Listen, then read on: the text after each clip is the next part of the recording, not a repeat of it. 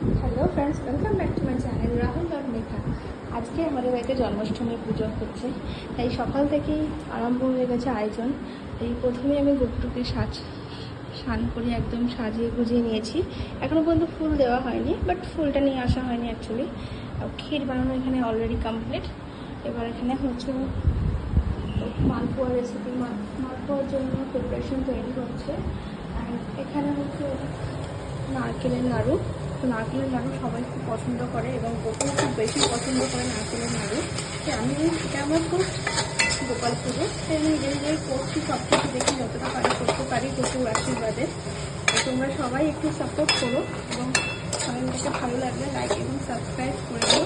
আরও আমি পুজোর অনেক জিনিসপত্র করবো, মালপোয়া করবো, তারপরে আমি তালের বড়া করবো। এখন পুরো তালটা ছেঁচে ওঠা হয়নি, তাই একটু টাইম লাগবে তালের বড়া করতে।